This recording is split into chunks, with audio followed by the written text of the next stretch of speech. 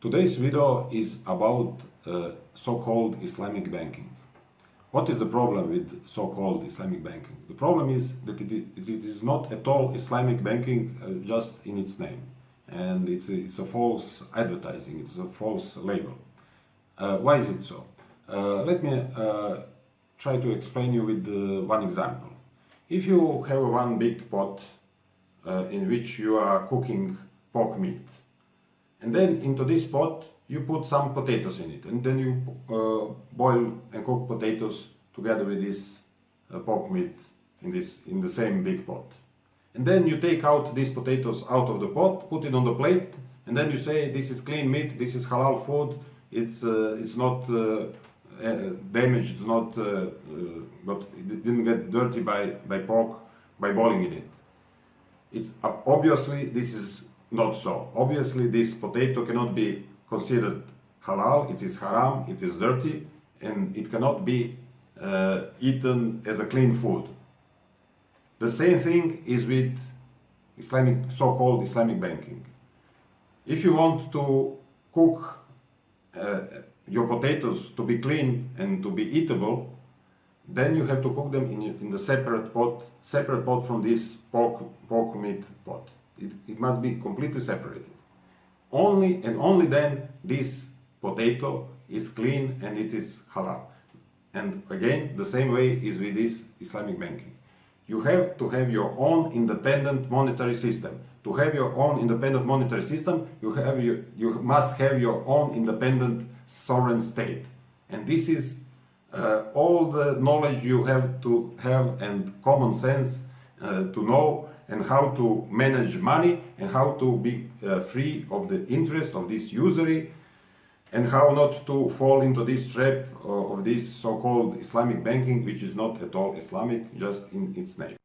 The problem with so-called Islamic banking is that the money itself is problematic and it cannot be considered clean.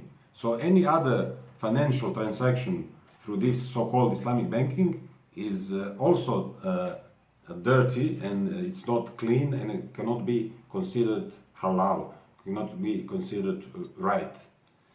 And this is so because money, practically all the money in the world, all these central banks in the world are controlled by the same international financial institutions. Zion is controlled, and it is all issued with usury. So money is issued into the circulation with usury. And when somebody is taking credit with this money or any loan with this money, it cannot be paid back because any payback is this money with usury, and then you have to borrow money with usury to pay the money with usury. And this is mathematically impossible to ever got paid in full. So because this exponential function, which is going to the limitless numbers. So this is this fraudulent system, and this so-called Islamic banking is trying to work inside the system as it is completely legitimate to do so, but it is not so. It is also just another case of so controlled opposition. And even, I will dare to say, this so-called Islamic banking is even more dangerous than so-called Islamic State. Because behind the establishment of so-called Islamic State, there are Zionist interests and all these agencies, CIA, MI6, Mossad, they are all behind the establishment, the creation of this so-called Islamic State. The same entities, the same geopolitical interests and all this eschatological moment even is behind this so-called Islamic banking. It's another level of fraud, and it is even, I consider it more dangerous because it is not so obvious as this Islamic State with its all this doing which they done to make Islam look extremely bad.